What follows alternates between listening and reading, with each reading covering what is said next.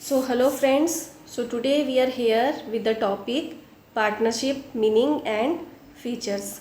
Students, partnership means साझेदारी. Partnership means साझेदारी, मिलकर काम करना. So according to Indian Partnership Act 1932, it defines partnership as it is the relation between persons. ये उन लोगों के बीच का संबंध है जो कि एग्रीड हुए हैं, जो कि मानते हैं या जिन्होंने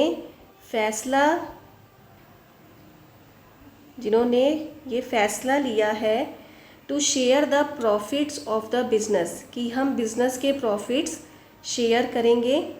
वो मिल के कैपिटल लेकर आएंगे. पार्टनर्स मिल के कैपिटल लेके आएंगे, प्रॉफिट्स शेयर करेंगे और लॉसेस शेयर करेंगे.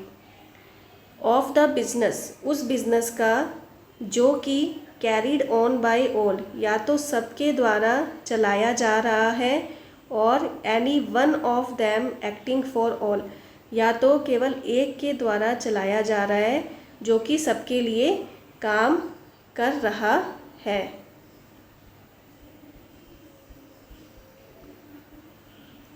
रहा है. तो ये लोगों के बीच की साझेदारी है, एक अग्रीमेंट है. वो अग्री हुए हैं बिजनेस करने के लिए, कैपिटल लेकर आएंगे, प्रॉफिट्स एंड लॉसेस शेयर करेंगे, और बिजनेस या तो सबके द्वारा चलाया जाएगा या फिर जो उन्होंने अग्री किया है, फैसला किया है. So let's discuss its features. ये है क्या, पार्टनरशिप क्या है. फॉर्मेशन, फर्स्ट ऑफ ऑल इसकी फॉर्मेशन कैसे होती है. How it come into existence. It come into existence through a legal agreement. एक लीगल एग्रीमेंट बनाना पड़ता है.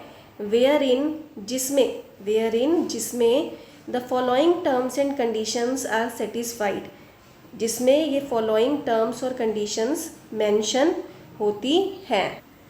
सो स्टूडेंट्स, लीगल एग्रीमेंट मीन्स कानूनी समझौता. लीगल एग्रीमेंट मीन्स कानूनी समझौता, जिसके अंदर ये सब कंडीशंस सेटिस्फाई होनी चाहिए. फॉर एग्ज़ाम्पल, पार्टनर्स के बीच में क्या रिलेशनशिप रहेगी, किस रेशो में वो प्रॉफिट एंड लॉसेस शेयर करेंगे. जैसे कि अगर 3 पार्टनर हैं, ए बी सी, तो अगर ये बराबर लेकर आए हैं कैपिटल का हिस्सा, तो प्रॉफिट एंड लॉसेस भी ये बराबर शेयर करेंगे. अगर इन्होंने इन्वेस्ट बराबर किया है तो ये प्रॉफिट और होने वाले लॉसेस भी बराबर शेयर करेंगे. Manner of conducting the business चलाने का क्या तरीका रहेगा और उनके बीच में कैसी रिलेशनशिप रहेगी.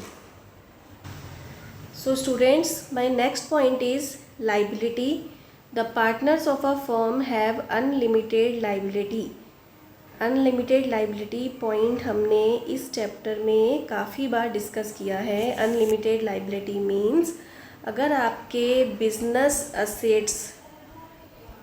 आपके बिजनेस की संपत्ति पूरी नहीं है, आपके कर्ज उतारने में कम पड़ती है और is not sufficient, so partners have to sell their personal property भी उन्हें सेल करनी पड़ सकती है अपनी देनदारी देने के लिए, अपने कर्ज चुकाने के लिए. Second point, the partners are jointly and individually liable for payments of dates.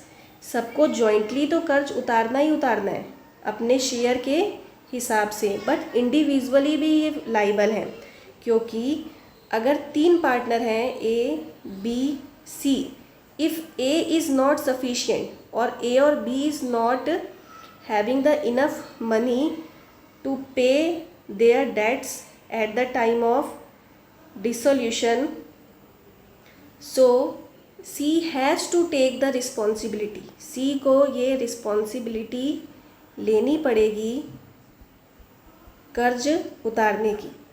बाद में वो अपना हिस्सा ले सकता है ए और बी से, लेकिन एक बार अगर ए और बी अपना कर्ज उतारने में असंभव है तो सी को उनका कर्ज उतारना पड़ेगा। Third point, risk bearing.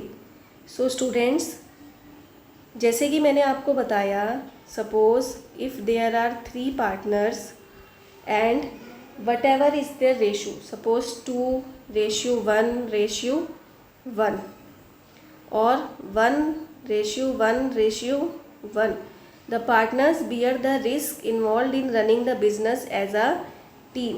The partners bear the risk as a team. वे मिलकर रिस्क शेयर करते हैं। Profits and losses are shared in an agreed ratio, जो रेशियो उन्होंने पार्टनरशिप में एग्री किया है, जिस रेशियो पे वो सहमत हैं, उस रेशियो में वे प्रॉफिट एंड लॉसेस अपने शेयर करेंगे। Profit and losses are shared in an agreed ratio as decided by partners. जो रेशियो उन्होंने डिसाइड कर रखा है, वे उसी रेशियो में अपने लॉसेस और प्रॉफिट शेयर करेंगे। सपोज लॉस हुआ है 6,000 का, सो 1:1:1 के हिसाब से ए 2,000 का लॉस सफ़र करेगा, B and C will also suffer the loss of 2,000। Friends, my next point is decision making and control. So the decisions are generally taken with mutual consent. एक दूसरे की सहमति के साथ सारे फैसले लिए जाते हैं। म्यूचुअल कंसल्ट मीन्स एक दूसरे की सहमति के साथ। The activities of a partnership firm are managed through the joint efforts of all the partners. बाकी बिजनेस के सारी एक्टिविटीज़ में सभी पार्टनर्स का जॉइंट एफर्ट रहता है। सभी पार्टनर्स का जॉइंट एफर्ट रहेगा, वे मिलजुल के अपने काम को पूरा करेंगे। सबकी कोशिश रहती है और सबकी मेहनत रहेगी।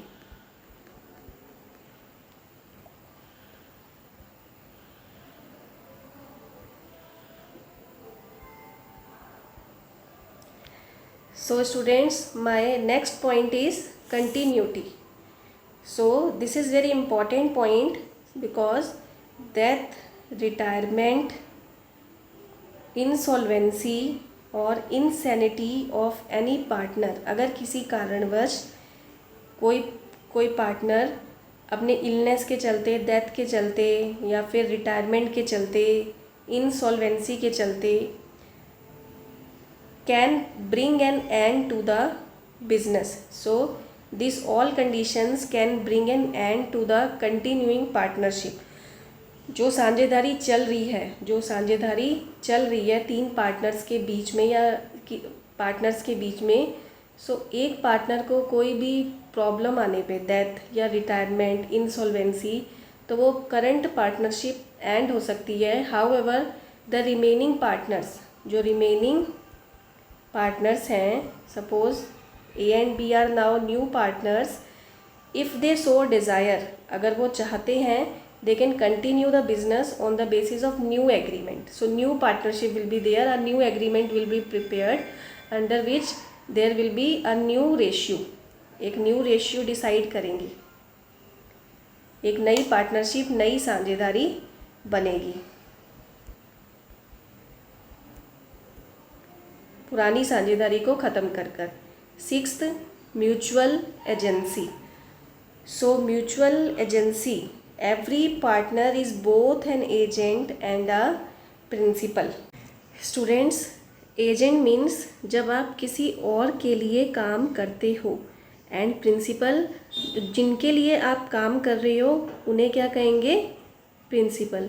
Suppose there are many partners in a partnership firm. There are you can say suppose there are 5 partners, other 4 partners are not free, or you can say you have been decided, आपको उन्होंने decide किया है कि आप meeting में जाइए और ये एग्रीमेंट साइन करके आइए, ये डील फाइनल करके आइए। तो आप उनके बिहाफ पे गए हो, आप उन सब पार्टनर्स के बिहाफ पे गए हो उस मीटिंग में वहाँ साइन करने। तो आप उनको रिप्रेजेंट कर रहे हो, आप उनके एजेंट हो, उनके लिए काम कर रहे हो, आप उन्हें रिप्रेजेंट कर रहे हो, अपने पार्टनर्स को, अपनी पार्टनरशिप फर्म को। एंड वहाँ पे आप जो भी एक्शन लेते हो, you are binding them with your action. आपके जो आप काम करोगे, वहाँ पे जो आप डील कर रहे हो, वो अल्टीमेटली इफ़ेक्ट डालेगी प्रिंसिपल पे और आपके पार्टनरशिप फॉर्म पे। सेम अगर और कोई दूसरा पार्टनर जाता है अगली डील पे, देन आप प्रिंसिपल बन जाते हो और वो एजेंट बन जाएगा। So a partners work as both agent as well as principal.